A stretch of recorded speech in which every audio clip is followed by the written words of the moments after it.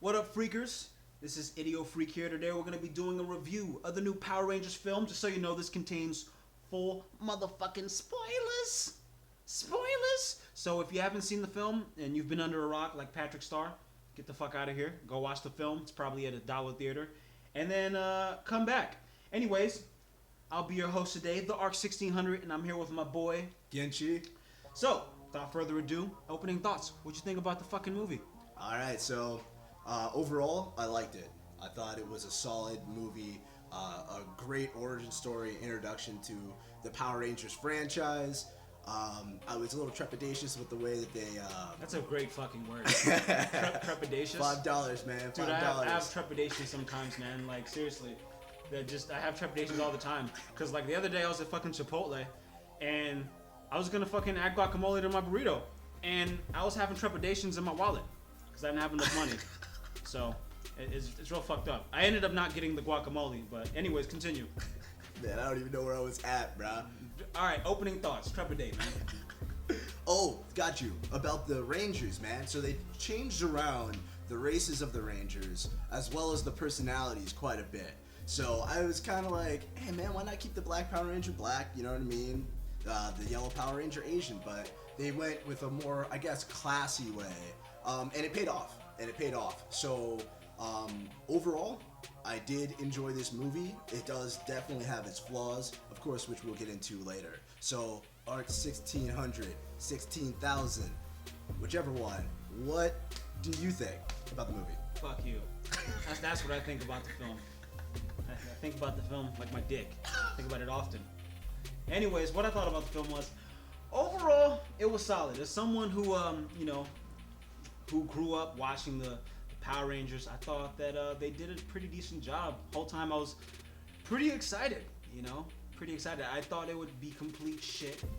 Originally, I thought they would completely botch the whole interaction, but they did a good job. As far as the world that they built, I'm looking forward to the films in the future. So, all right, let's move on to the art direction and cinematography. What you think about that?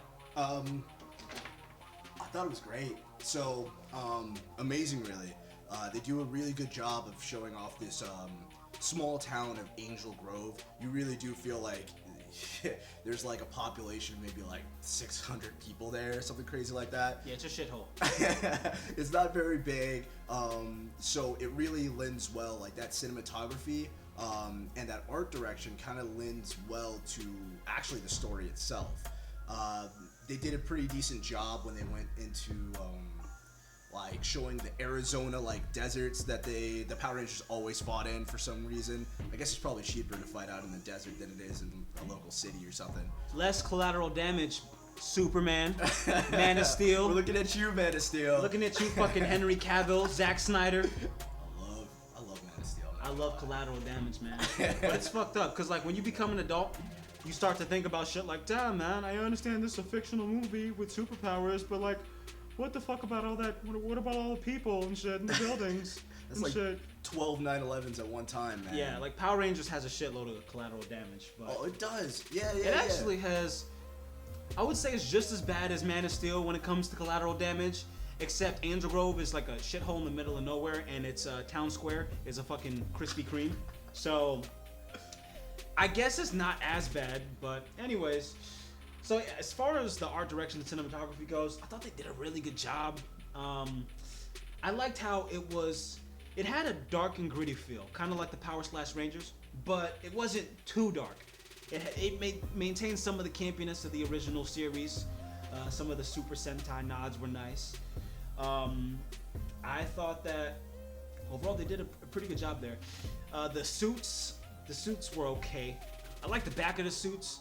Don't like the front. Front of the suits, kind of whatever. No, but you didn't really care for that Alien Ranger-esque armor? Blah. It was okay. It was solid. They could even take off the visor part of the helmet. It was okay. I kind of dug it, but I'm looking forward to hopefully new suits in the future. Hopefully, Saban's like, we gotta sell the motherfucking toys. I don't know if that's what Saban really sounds like, but yeah, hopefully they get new suits in the next film. Oh, without a doubt, man. That's the only way to sell toys. So Exactly. They've got upgraded suits next time, you know what I mean? An updated Zord, which, by the way, we're speaking of art direction. The Zord, man. looked like a Transformer a little bit. It was a lot of gray in it. Yeah, I didn't really understand why it wasn't as colorful as like the Power Rangers actually were. And they trash Transformers. Think about it. They're like, oh, bye Bumblebee. They trash on Transformers, but then steal their swag? Like, that's not okay. Yeah, I feel you on that. I mean, the Zords were a little bit too gray. The Ultimate Megazord was, you know, a little bit too gray as well. But overall, I think the Zords could have looked way worse. True. Could have looked way worse. But let's go into the acting. What do you think about the acting? So the main three characters, which was I'm not even gonna lie, like I know the actors' names, but it was Billy the Blue Power Ranger, Kimberly the Pink Power Ranger, and of course the Red Power Ranger, Jason. They were phenomenal. Like, they really put the movie on their back and go forward. Like, it's just really, really strong acting from each and every one of them. I would say Kimberly a little less than Billy and Jason, and then you've got Zach, who actually acted really well, but wasn't given enough time on screen or as much backstory as, you know, some of these other characters. So I'm looking forward to see what that actor can do. It looks like he's going to do some really great stuff. What's her name? Becky G. You were talking about her a little bit earlier. Yeah, she was Yellow Ranger. She was hot. I mean, yeah, but acting well? She wasn't that bad. You know, how good of an actor do you have to be to actually Be a Power Ranger? be a Power Ranger? I mean, Although Tommy Oliver, you know, is the fucking GOAT. Oh, my Remember God. that? But anyways, yeah, as far as the acting goes, I thought it was solid. I thought the guy that played the Red Ranger was his name's Decree. It's like Craig Dacre. Dacre Akers. Something like that. Let me Google this shit. I'm not trying to completely botch his name. Okay, Dacre Montgomery. Yeah. Yeah, he was solid, man. And this is coming from someone who wasn't really a big fan of the Red Ranger in the original series. Red Ranger was tight. I always thought he was kind of a fucking cornball. So when Tommy showed up, I was like, oh hell yeah, take the fuck over, take his woman, take all the cool shit. Yeah, they did. That was messed up. Yeah, Dacre Montgomery, he's a pretty talented young actor. I'll give it to him, and he carried that film pretty well. Now the homeboy RJ, I think he played the Blue Ranger. Yes, he was the heart and soul of that movie. Like, heart and soul. So this is spoilers, so you've already been warned. When he was the only character in that whole movie that could die and everybody feel something. Yeah. And everybody feels something. Jason was cool and all, but like, Billy, you really, really care. So it was a really smart choice when they decided to tug on those heartstrings for Billy to die. You know what I mean? And then get resurrected, because that's like the only person that you really, really like. Oh man, that's the feels. Yeah, seriously, from the second that he even shows up on screen, you really connect with the character. And I like how they made the nod. They made the mention of him being on the autism spectrum. I thought that was kind of dope too. And they didn't downplay how smart he was, though. He was still brilliant, just a little bit awkward. But I think his portrayal by R.J. Cyler, amazing. Just a really talented cast, man. I wish I saw a little bit more of the Black Ranger and the Yellow Ranger. I thought I would have dug that some more. But overall, solid film. We're forgetting. So we've got Bryan Cranston, right? Who was Zordon. Yeah, he was alright. He was cool. Right. He was cool. I'm not mad at Bryan Cranston. He did his thing. But let's talk about fucking Rita. What do you think about Rita? Well, what's her real name?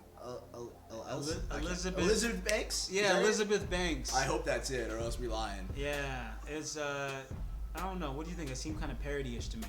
I mean, it did, but Rita Repulsa is such a goofy character that her interpretation to me actually dialed it back a couple notches. Really? I actually really liked it, because Power Rangers isn't supposed to be just crazy dark, crazy gloomy. You know what I mean? Even though Rita's doing this crazy crap all over Angel Grove and just, I'm pretty sure, straight up murdering people, just tons of people.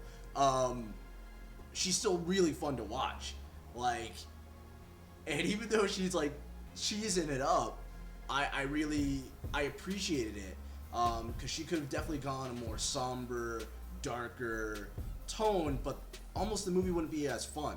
You know, I think I would have appreciated it if she did more of a nuanced performance, because if you look at the film, it was very Chronicle-esque, pretty grounded, or as grounded as a Power Ranger film could be, and the acting portrayed that as well. But at the same time, you have Rita Repulsa coming out of nowhere with this like really just cartoonish performance. Overall, I did like her. I like Elizabeth Banks' portrayal, but it just kind of seemed out of place. But overall, I'm not mad at it. It could have been a lot worse. She gives like the perfect scary boner, the confusing weird boner, where you're just like, she is hot and also very, very terrifying and weird. You don't think so? I honestly, I've never had a scary boner before. You know. Don't lie, man. Okay, actually, there was that one time I watched Sucker Punch, and I had a belt around my neck and a sock over my dick. But I mean, that was that one time though. That is a confusing. That was boner. A one-time thing. Shout out to Zack Snyder for making that film. He's a genius. He's the greatest director of all time. I know it's unpopular, but I actually really do like Zack Snyder. He's not my favorite director, and obviously you're trolling, but I do like him. No, I'm not trolling, man. I really had a belt around my neck and a sock over my dick while watching Sucker Punch. Dude, Emily Browning with the blonde/white hair wig, man, I was fucking with that. But anyways, this is not a Sucker Punch review. Back to Power Rangers. So, how well did you think they adapted the source material? Like as well as they possibly could. There was a couple things that I feel like were missed opportunities. It was kind of neat to see her go around collecting all the gold. Elizabeth Banks' character, Rita, go around collecting all that gold and stuff to make Goldar. But like, you kind of miss out on the personality of Goldar because of that. Yes, I would have loved to. The whole time when Goldar showed up, I was hoping that he would talk. Because Goldar was one of my favorite villains, you know? He's goofy. I was hoping that he would talk. I was hoping he'd get like the little blue face that he has and just say a werewolf face, right? A couple of his corny ass one-liners, but he was just like fucking just a giant gold robot person. Kinda, yeah. But there was one scene where you almost felt like Goldar like was sentient and actually cared about Rita. Rita gets like ghetto blasted or something happens to her, and Goldar's like, my bae, and like reaches down. You know what I mean? Yeah. That was. You're right. I think Goldar certainly was sentient, but I just wanted him to say something. Anything.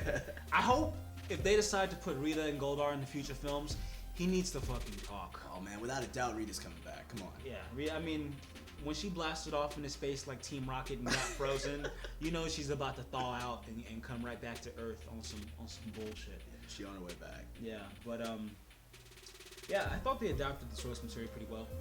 You know, I would have liked to see Bulk and Skull. You know, if they had put Bulk and Skull, like at least 2 new young actors as Bulk and Skull, I would have loved that. That would have been awesome. I thought they should have put in the juice bar and shit, just like in Angel Grove. Because they go to that juice bar like all the freaking time. Yeah, they just like hang out there and like they never buy shit. They just like literally teach karate classes and beat up people, you know. In the middle, that's kind of a weird placement for whatever. It's Power Rangers. Well, maybe in the second film they make Krispy Kreme like the Angel Grove Cafe. They'll just do Jamba Juice this time. Jamba Juice will sponsor it, and they'll go to the juice bar all the time. Yeah, well, Krispy Kreme's way better than Jamba Juice, man. Jamba Juice is it's kind of shit, to be honest. I mean, but but with that being said, I thought they adapted it pretty well. Bulk and Skull would have been nice. I would have liked. They could have just done that as the bully. The bully that's bullying Billy could have easily been Bulk or Skull. Yeah, exactly. Or they could have made like a female Bulk and Skull. Those 2 girls that were bullying the Pink Ranger. Oh, I didn't think about that. But hey, whoa. But were they bullying her because she did some fucked up shit? Like it's not really bullying if you deserve to be ostracized, is it? That is true, but I still think they could have made him at least like a female Bulk and Skull. Well, it doesn't even make sense because like there's times in there where the Pink Ranger's like getting her revenge a little bit for the mean girls being mean to her, but then she cuts her hair.